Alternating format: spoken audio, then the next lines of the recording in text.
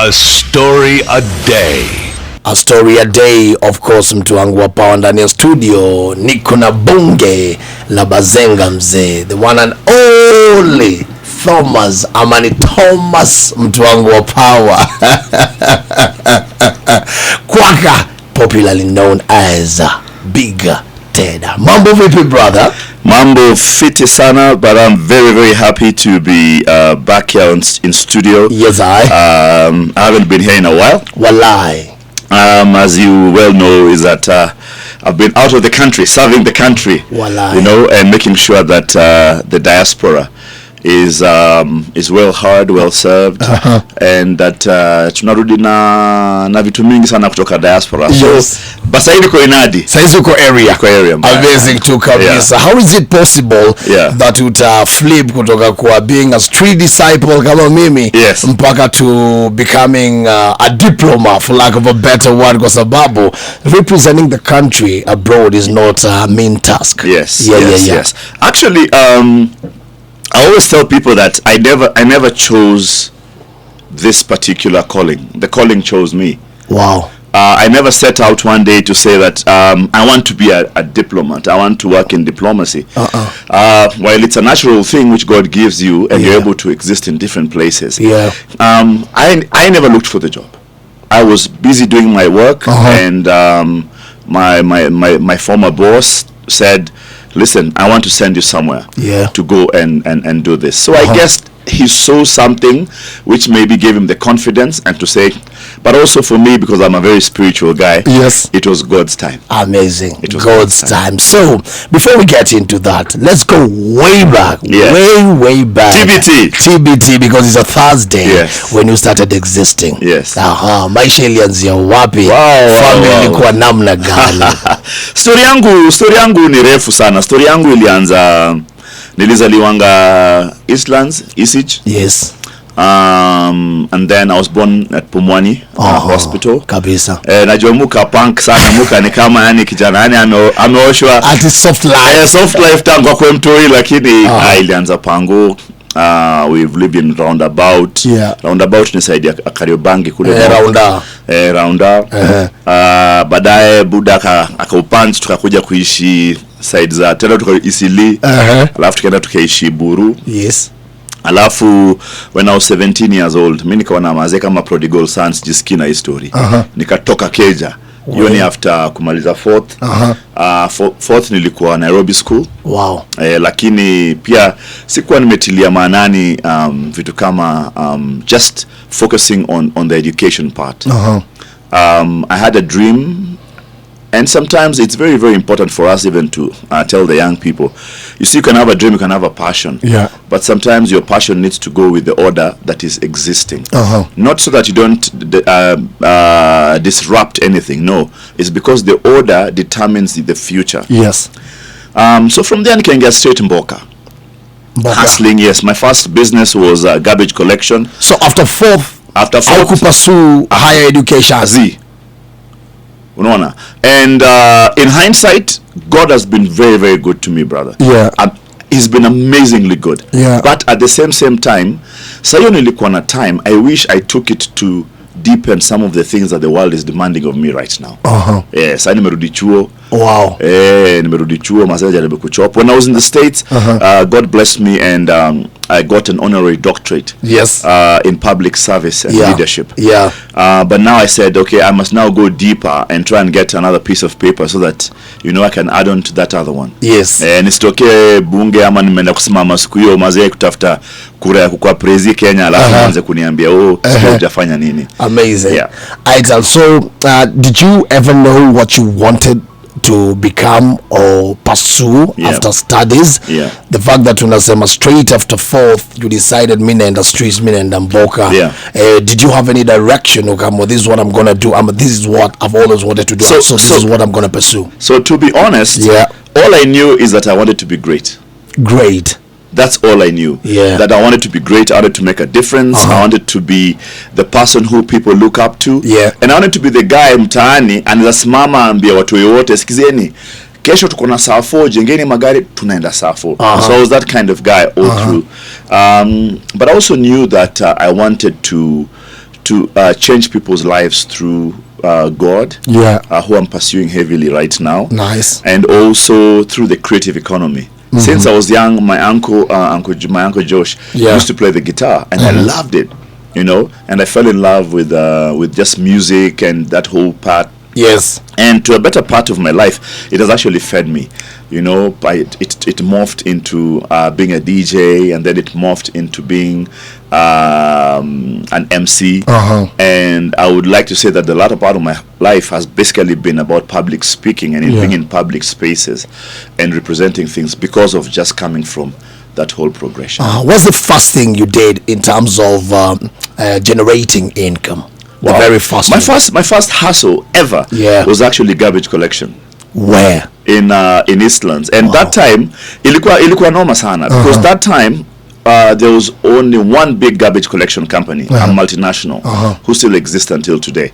And the city council, or the county now, were very effective in collecting garbage. They were. Every Tuesday, every Thursday, they would be there collecting. Walikuwa na mapipa all over everywhere. In fact, ulikuwa ukilipa maji unapewa pipa mpya, ama unaenda kuchange ile pipa uko nayo. Yes. So unapata it was 3 times a week.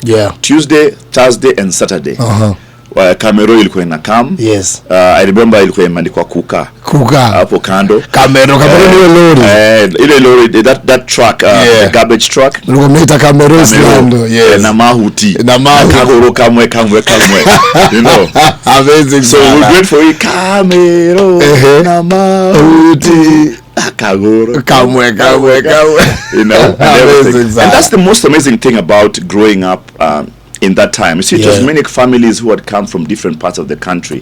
So it even informed the language that we speak. Sheng is a mixture of all these languages. That's because true. tulikuwa tunakuja na kuuliza, I say it the way I say. So in my language I would say, mbona wewe anavaa shishio? Then I'd ask you, what is a shishio? Then you say, no, she specs. Because now in my language we don't have that. Then we adopt it, and it becomes part of our lingo. And we just start, so you find even Luos calling things a shishio. Ama sometimes unapata angolo. Yes, angolo. You know, and things like that. So yes, growing up in Eastlands during those times, we used to go for safari rally. We'd make small cars and we'd run everywhere. That time it was a jungle. Anywhere between from Buruburu phase 3 up to the airport was a forest. Okay. With every animal you can think about, including snakes. Man, the biggest snakes I've seen in my life were those days.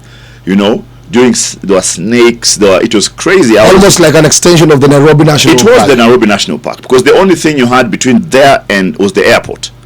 And in between there was only the railway, the old Mombasa Road, which was through Donholm, now called Outer Ring.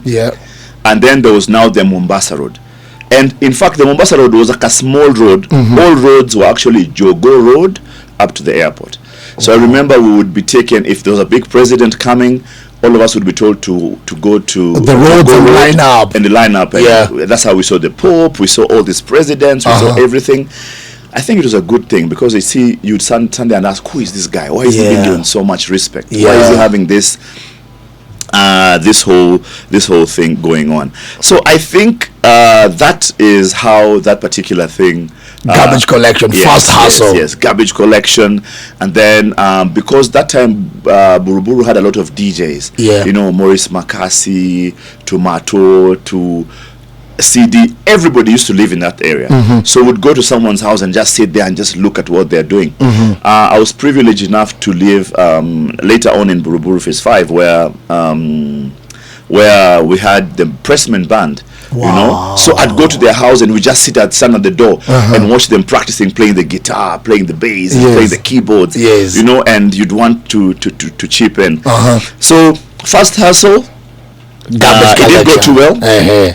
Because again, the elements, and this is something I'm finding out even now later on in life, because the elements of business will never change simply because you have passion. It will never change. Elements of business will never change because you have passion. It's the same way as talent. You know? Talent will take you places, but your character and your discipline is what will keep you in those places. And you find that there are so many people who have talent but no discipline or no character. And the problem of character is bad character only shows up when you're at the top. Bad character shows up while at the top. If you don't deal with the issues in your character, it will only show up when you're at the top. Wow. Is when you'll hear, oh, this guy did this stole, this guy. It doesn't mean that it's still. No, it means it's always been there, you know, or the other ills. And I'd like to say, even me in my age right now, I am very, very busy pursuing therapy, talking to a counselor, finding out what are the things that I'm doing wrong. And I want to assure you that I do very many wrong things. Wow. I'm just a fallen human being, but it's been a journey of grace, you know, of you getting to a place and you're like, okay, I made a big mistake. How do I retract back? If you can't, you say, okay, listen, what's the lesson? One of them is I jumped head on to start a college about 5 years ago. And I spent each and every cent I had that I didn't have, plus I spent other people's money.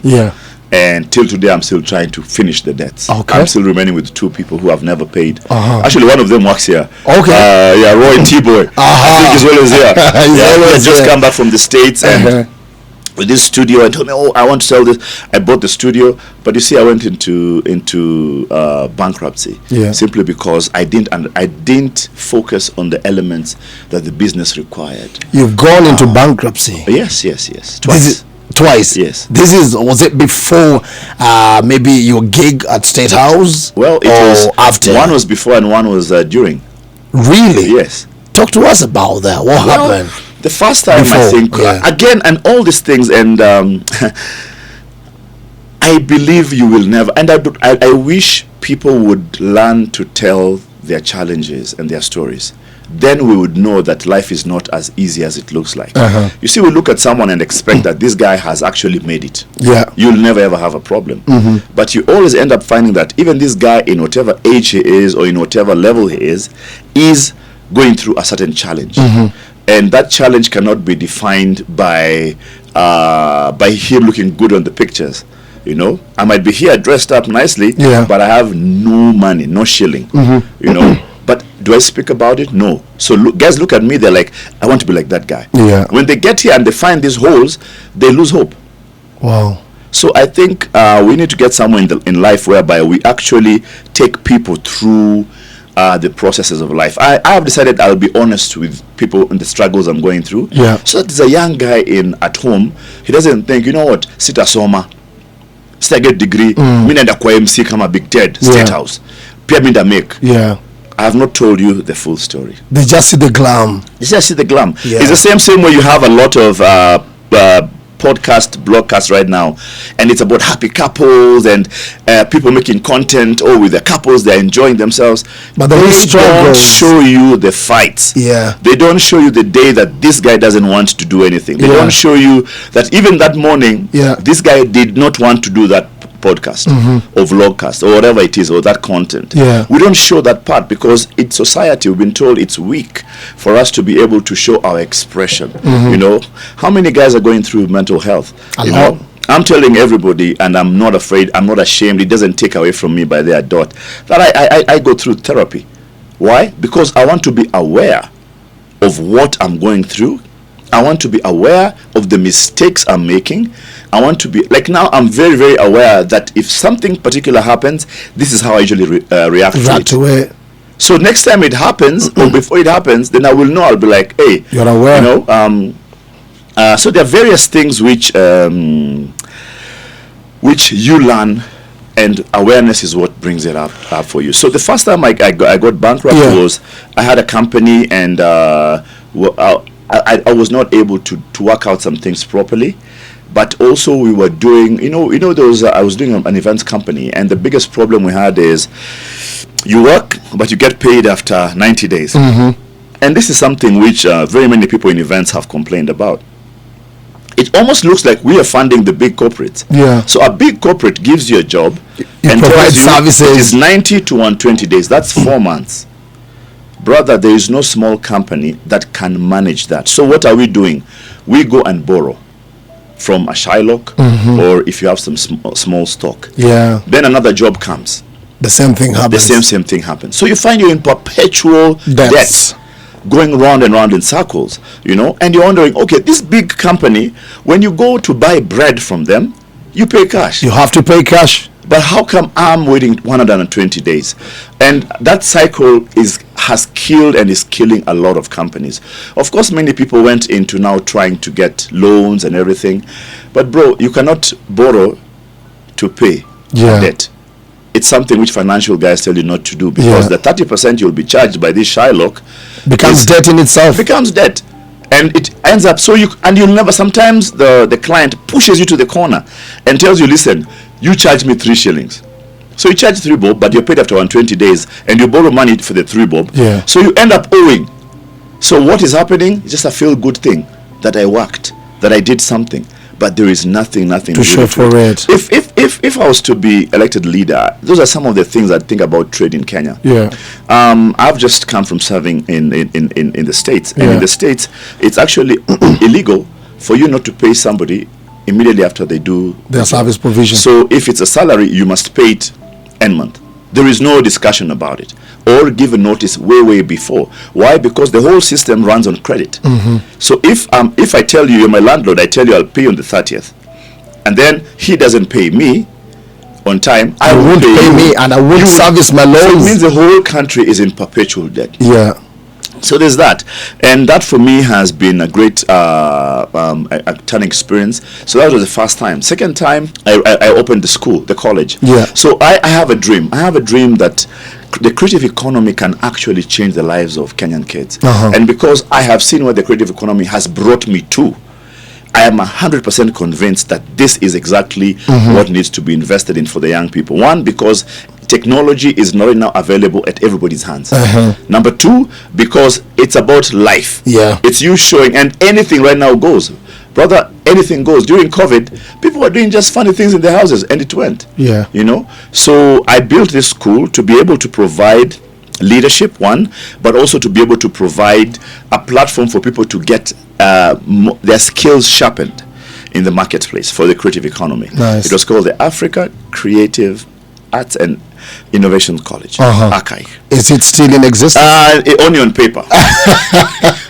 So the problem was, I went in, built this amazing school, got all these guys to give me equipment. I have a friend called Cairo. Till today, we've never been able to finish his thing, but God willing, we will this year. Yeah.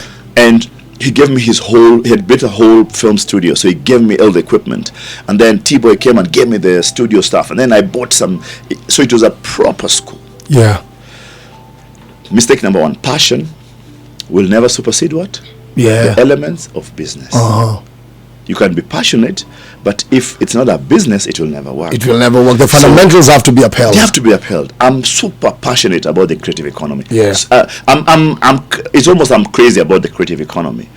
And I went in with the partner who, God will help him. I forgave him. He did his own things. But I get it. I put on together this whole thing. By the way, big up Tony Mbala. I can see him on my Linda Kajwang, Rashid, and lots of people on my live. Thank you so much for joining. So I go in and I build this school. I spent every cent I have. Now the problem is, did I do my research well? Yes, there's a need, but how is that need to be met? Number 1, the school needs funds. Any school you run, it needed 2 years for it to turn over. That's number 1. Number 2, my biggest mistake. My passion drove me to try and be like USIU, KU, ADM, everybody else. So what did I do? I invested in brick and mortar. Now, if the school is a school for the future, the school needed to reflect where I want to go, not where I was. And that's usually our biggest problem with our dreams. That your dream is based on the now, not on the future. Now, anybody who is thinking of the future right now should be building anything on a digital platform. Futuristic. Yes. So if you're building anything right now, anything you do must be futuristic. Wow. You must think of AI, open AI, whereby information will be available at will. Let me tell you, you have a school, well and good, but right now everybody is learning online. There are AI tools, which I don't even need to know. I just need to feed it and it does everything. So think about the business that you're running. Is it in the now or is it in the future? My problem, number two, I built brick and mortar. If I'd invested the same amount of money to build an online platform, right now I'll be smiling all the way to the bank and I'll have achieved what I want to achieve. Is it over? No, it's not. I'll just come back with knowledge and experience, and knowing very well that if I did 60 million shillings, if I take 10 million, I can build a world-class platform at a quarter of the cost, spend the next quarter of that money advertising it and making sure the creative, spend the next quarter buying out licenses for all these big universities, spend the next one making sure that for the next 1 year I have salaries, I have money to pay all these things that is required. So it's not over yet. It's not over, because they say failing is part of the process. And bro, understand one thing, it is not over until it is over. Wow. Yes. Amazing too, Sana. As matter, if you've never failed in business, you haven't tried hard enough. And you haven't learned. Yes. Remember that you're actually built, you're a sum total of your failures. Anybody who doesn't try because you're afraid to fail will never know. If I ask you, can I hang on this roof? You'll be like, utaanguka. Because you've tried in the past and now you know. Yeah. So how did you transition from this big name in the events industry and then entertainment and slightly creative economy when it was kicking off to becoming now the president's master of ceremony? Miracles do happen. Are prayers that meet preparation. Prayers that meet preparation. Yes. There is no way you'll get a miracle if you haven't thought about it. You know? Yeah. So right now, in this next step of my life, I'm actually already preparing for you are my there next. already. Yes, I'm already You're there. just waiting. See, I've manifested already. I have served in the diaspora for 2.5 years. Yeah. I think I understand the diaspora well enough, the issues that they're going through. I know exactly what they would want to hear and how they'd want to hear it. Yeah. So I know I can represent the diaspora in whatever space. If you put me in any space, I will tell you what they're going through and what they feel about the various things and why they feel that. Number two, I believe I have what it takes to even become the president of this country. Yeah. So I'm preparing myself for future. Now I know if I say, hey, tomorrow Nasimama, guys can bring out a lot of my issues and my stories and everything. But that doesn't matter. Everybody has a past. And everybody has a future. And everybody has a future. They say every saint has a past. Just as every sinner has a future. It's actually just as much every as saint has a past, and every sinner has a future. Yeah. You know. So so that's one. Number two, I get to a place whereby I'm always yearning for more, and I'm always learning. How did I come to work on radio? There was no radio school. But I used to listen to radio, and I used to see all these guys, Leonard Mambo Mbotela, John Karani, Double CK, on the mic, Jeff Mwangemi, and I would watch them and see pictures of them, you know, wearing the headphones and the headsets, and I would listen to them right and everything. So I prepare myself. So the day the opportunity presented itself, when they put me behind the mic, killed it. You are ready. What was the first gig? My first gig, I worked for one radio station here in Nairobi. I worked at Kiss FM. Kiss. Yes, for 5 years. And what happened is, the day I saw it in the newspaper, a small ad, it said we're looking for presenters, a new radio station. We only had one station. Yeah. And so I say, oh my God, I want to try. So I wrote in, and then I received a call back. Yeah. Okay, it was actually we didn't have cell phones. You know, it's crazy. Whenever we say some of these things, then people can think, how old are you? You know, like, which year was that with no cell phones? Yeah. But there were no cell phones. The one. Like, the guys who had cell phones were really, like, you had to load it. Yes, you know, I remember one of our friends had a mobile phone, and the day he bought a new set, he gave us the old one just to floss with around. So we'd exchange it between me, Big Kev, Leaky, and my friend DK. Yeah. You know, tunaenda pale tunakajua meza. One day we went for a meeting at Splash Water World, and there was this Caucasian guy on the other side. He was called Shepherd, Brand Shepherd. He was a manager. And so after the meeting, he says, oh, by the way, why don't you guys give me your number? I'll call you. We're like, you know this phone. It doesn't. The guy asked us, so why are you carrying it? Like, tunapiga setting, you know. Watu wa mtaani ujamaa 3 lazima uset. Yeah. So hii ilikuwa ya radio, lakini ile ya Orezo, ile kuko MC wa Orezo. Ile hapenaje? Number one, understand that nimekuwa MC for a while. Yeah. I received a phone call from a guy who used to work here, Jimmy Gathu. And Jimmy tells me, Ted, there's this thing I'm being called for, but I can't go. Mimi niko job, Royal Media. So we fanya hivi, we enda. Na Jimmy ni mtu wangu. I've looked up to Jimmy since I was very young. Jimmy is the first guy who put me on TV, on Jamadelic. He's the first guy who interviewed me live for television. So he tells me, kuna msee nimetuma, ebu enda kwake. So Lyco Regency was the in place, so I go upstairs to Lyco, and I walk up to Lyco. It was called the club, the executive club. Like ukiingia hapo, hata mlango ilikuwa imefungwa. Like open sesame, hakuna vile unaweza ingia. So I get in, and then I see this Somali-looking guy. And then he tells me, when nani? Okay, are you? My boss is coming. Wait there. Atakuja hapa sasa tutakuongelesha sasa hiyo. Yes. Who is that? Honorable Aden Duale. Wow. So he's there, very loud guy, talking, and then kidogo everybody stands up. So I stand up, and this guy walks in, carrying his coat, white shirt, and he had a tie on. Nice, slim guy. Yeah. They asked me, when nani? So I say, my name is Big Ted. I'm your MC. He asked me, are you good? I say, yeah, I'm the best in the country. By the way, that's something I tell everybody. Like, I'm the best MC. Yeah. I don't think honestly speaking. Yeah. I don't think there's anybody who can beat you with that. No. That's not possible. Because also, how do you measure it? I am the measure. Okay. Yes. Okay. So I walk in, and then the guy says, okay, we'll do this. If you do this well, then we'll work with you. Who was that? That man on the TV there. Yeah, that was His Excellency William Samoei Ruto. So he tells me, let's do this. It was a launch of a party. So we go downstairs, we launch the whole thing, I kill it. He tells me, you know what, I like it. So what we'll do next week, I'll introduce you to another guy. Yes. This other guy next week, I'd been trying to meet him for a while through my friend Konja Muturi. So the next week, it's the launch of another party. And who is there? Uhuru Muigai Kenyatta. And I go in, I kill it again. Now, my dad is Luo, my mom is Luya. Yeah. My wife right now is Kisi. Yeah. You know? And from my first wife, my wife is Meru. Wow. So I have this whole mixture. My friends are Kikuyu. You are true Kenyan. Yes, I have Samburu friends. I've picked out words from everywhere.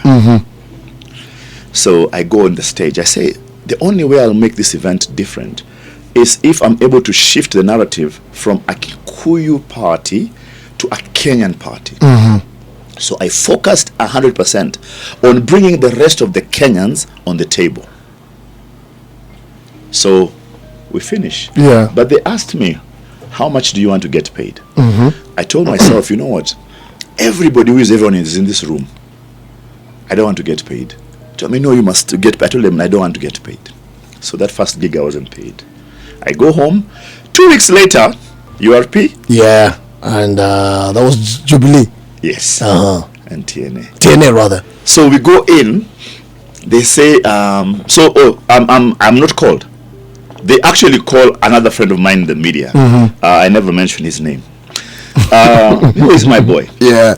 But they call this guy. And I can hear everything going on. And then they chose somebody else. I say, okay, cool, no problem. Of course, I'm hurt. Yeah. Bro, as it's going on, the two leaders come for a rehearsal. Uhuruto. Yeah. They walk in, and during the rehearsal, they ask, where is our guy? Yeah. To the mamas in the house, you know. We have someone else. No, I want my guy. I don't want this guy. Phone calls. Guy. Call. I'm lenging. That time, I've just come from working. I used to work for Youth for Raila before. Yeah. So, of course, there's that agitation of a push of, listen, this is your guy from your motherland. You can't let him down. You can't do this. And there's this whole because I was very, very prominent. Yeah. And my face is not a second-hand face. My face is the face that if you see in one place, you will know who this guy is. Yes. You can't hide. Yeah. So they call me. So they call me. I'm like, oh, I'm busy. And they tell me, no, come. My big brother, Bruce Odhiambo, Lord rest his soul in peace, calls me and tells me, where are you? Come now. I got into my car and drove to KICC. There I was handed over to my friend Dennis Etumbi. Wow. And I was told, sort this thing out. So I was given a script. I said, okay, good, beautiful, here we are. We have to pitch a new Kenya to Kenyans. I remember halfway, as I'm seeing that gig, I'll never forget this guy. He's a procurement director. Yeah. And if he's listening, I say this with all good humility. Yeah. The procurement director from a very big firm calls me, goes like, in my mother tongue, in tells me, listen, usisukume sana. Yes. Unajua mzae pia anataka hiki. So I asked him, number one, you're the procurement director. Have you ever called me for any job? So I asked him, what right do you have to pitch that to me, yet I'm at work? But then I don't watch soccer. Because I believe football is like going to a restaurant and cheering at the waiters because they are serving customers well. Will I put a tip? No, I don't do that. Okay. Anyway, it's deeper. I got hurt by supporting a team, Manchester United, many years ago. I stopped that man. I will never do it again. He was your friend. So I go on stage and I kill it. So I have these two characters. I have one character which is very hyped up, and then I have another very calm demeanor character. And I've taken time to understand my craft, the way I speak, the way I present myself, and God has blessed me. I had a very big body, so it's very commanding. When I walk into a room, you command presence. Yes, and then the voice, I make sure I deepen my voice. I always make this joke with Jeff. I wish he was here. I would have told him, me and Jeff were walking in town one day, just talking, having a good time, and then thieves appeared. Wow. Ladies and gentlemen, Jeff does not have that voice. I thought he would be like, hey, don't rob us. We're mwizi. What's your kuiba? Yes. Jeff was like, sauti ya kazi. Anyway, Jeff, all the love in the world. I tell this joke every time, it's so funny. I always ask, like at home, does Jeff use that word? Hey, wife. You want to make me some food? Nothing. So I have niko sauti ya job. And I know how to use it. So I get on the stage, I do this thing, I present a new dimension of Kenya, and the bosses are done. Backstage, I always make sure I ask the hard questions. I tell them, you see, the people are asking this. They don't want to hear this script. This is what they want to ask. And we'd go through the questions, and our current president would pick the hardest ones and say, no, you ask me this one. Ask me this hard one. Ask me that one. Ask me that one. And that started my friendship with the two leaders. And we started now off, and then they said, oh no, next week we're launching, we're doing something, we make sure we're together. We're doing a prayer meeting in Nakuru. Nakuru is the hotbed, is the melting pot of Kenya. So we went to Nakuru, we did it again, killed it, and then we started going around the country with them.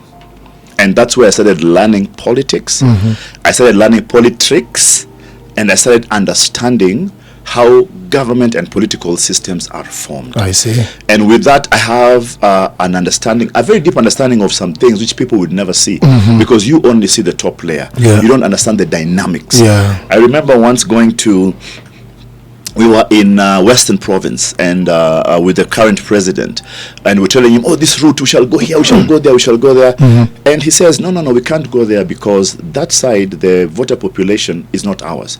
I'd like us to work on the softer areas. Like, you must understand what you're doing. You just don't go to the ground and understand ground. Lazima uelewe ground, know? Was it rewarding? Was it rewarding serving in that political space? Let me tell you something. I think the word reward means many things. Rewarding, I have lived off it for the last 12 years. Wow. Yes, it's rewarding. Have I made billions? No. Have I made friends? Yes, in very, very high places. I'm one of the only Kenyans who can pick the phone and call very many people, and you'll wonder, how do you know these guys? I have met people on the road. And then let me tell you, You see what experience, the value of experience is in what you know. The reason why I would be given a job and not anybody else is you don't have experience. If you're told right now, go to America and run the you have no idea what the consulate is. Yeah. But my experience, regardless of however painful it is or it was, is actually the value. Yeah. Is the currency you bring to the table. Holy Dave says no experience is wasted. Nothing.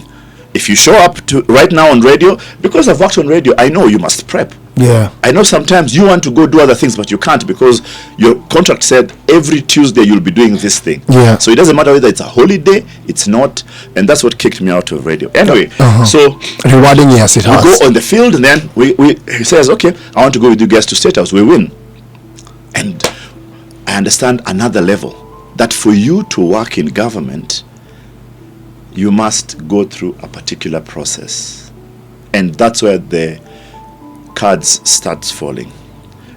The process that, let me tell you, sometimes, and I use this one in reverse, sometimes your character cannot allow you to be in the place that your miracle has taken you to.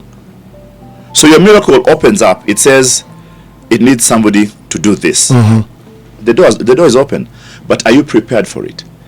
And that's why we need to stop rushing God. Many times God is preparing us for where he wants to take us. So you're there at the door crying and crying. God is like, you're not ready. Learn, understand, so that when he takes you to the next level, you don't mess up. I am grateful for what I've gone through throughout this whole time. And I want to tell you that I understand government. Yeah. I understand the back end of government and the front end of government. So when I see something, I appreciate both of it.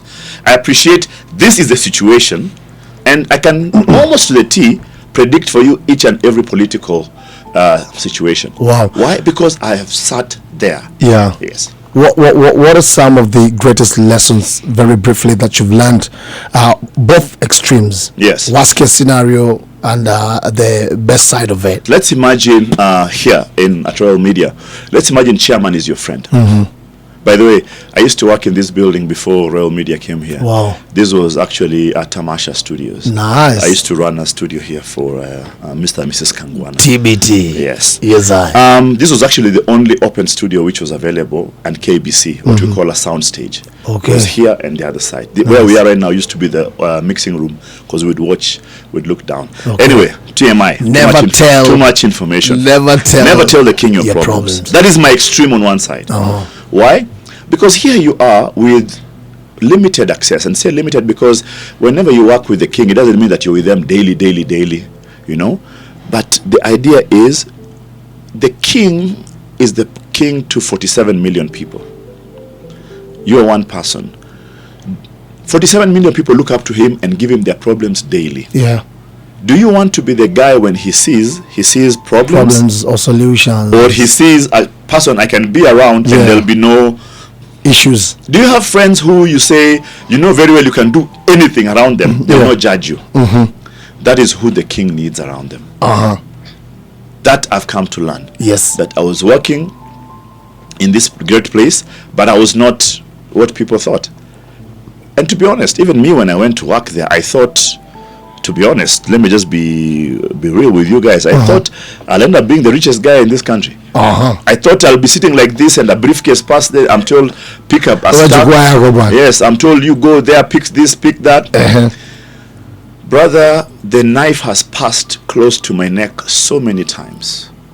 I don't have time or space to engage in any corrupt thing. I'll stay the way I am with nothing much, but I'll be intact, and my kids will live to see me when I'm young. And you don't need to look over your shoulder all the time. There's something very strange which has happened to one of our colleagues in the media industry. I know because I was there twice. And both times God stopped me at the line and told me, don't engage. Twice. I was offered, I was told, come and just do a simple thing. But God stopped me on the line. So another thing is, we need to be very sensitive. Even in the job you're doing right now, you need to be very, very sensitive to when God is trying to protect you. You look at it as God is blocking, but God is actually protecting you. But let's keep rolling. What was the question? The question was some of the lessons that you've learned. Okay. Number 2. Yeah. Change needs a mixture of everything. When we joined government, we were this young digital team, vibrant, and we had fire. We called the digital team, and we were there crazy, and we're like, we must change this. We don't care. This was this when the nyumbani hour on Naribu, Kenya, and everything. And there was this just sat and looked at us. Now we came with the vigor and the enthusiasm, but we didn't have the strategy. So the answer was wrong. Many times in life, the formula you use is correct, but the answer is wrong. Yeah. So we came in and we were trying to agitate for all these old men to go home. But who signs your letter of employment? The same. Same old man. Who gives you a number for your PIN number? Yeah. Same man. Who is this guy who we call deep state? Is the same man. So while government cannot exist that way, what needed to happen was for us to come, learn, and become part of the system and help change it. So whenever you come that way, there's always resistance. And that's why in government there's this one statement. Mulitupata hapa, mtatuacha hapa. And any minister, any PS, any government will tell you, we are told that day in, day out. You come in with all the enthusiasm, I want to change this, change that, change this, change that. No more tea, no more bread for this stuff. People just look at you. Then they said, okay, let's make this guy's life difficult. And all of a sudden, the whole thing changes because it's run by people. Number 3 is that corruption does not care whether somebody is in government or out of government, whether it's somebody this tribe, that tribe. The corrupt people in this country is people, not a tribe. The corrupt is not a particular party. There are people, even in opposition, who are dodgy characters. And in fact, this is one of the saddest things. They just concluded Maandamanos. I saw some dodgy characters there agitating for change. I'm like, you're a dodgy character. How can you agitate for change? You know? And I'm like, does it mean that, okay, because I did something wrong in the past regime, now I'm in this regime, so these guys are bad because I'm not part of them. And by the way, at some point, Kenya will have to have a conversation. Yeah. We must reset this country. We must say, listen, there are guys who stole 50 years ago. There are guys who have ibbed 10 years ago. Let's draw a line and say, listen, when you cross this line, this is how we want the country to be. No more this. If you did this, this is what you'll do, and then there's restitution. Because we can't. It can't be sins of our father. Every generation has sins of our father, sins of our father, sins of our father. Yeah. So because the forefathers did this, they were not caught. So the guys right now who are caught, now these are the guys we take in, but what about those guys? And then those guys will point behind, what about those guys? And it goes on and on. As a country, at some point you say, listen, let's have a conversation. We need to stop this. Number 3, there is a level that we require to get to, even as human beings, because great men respect their purpose. Great men respect their purpose. Lesson number 3 Yeah. for me is that what is my purpose? What is the reason I am in this particular place? Now, I have not become as rich as guys think I should have. In fact, I've just come back from the States. My goodness, I sometimes have to keep away from people because the expectation people have, you have to keep filling their cup. But that's not me. Yeah. So that's why I'll be found in very, very strange places or no places at all. At all, yeah. So I thank God that He's given me another day to live, another day to make a change. Amazing. Another day to be a difference to people, another day to be able to touch people's lives and just move everything.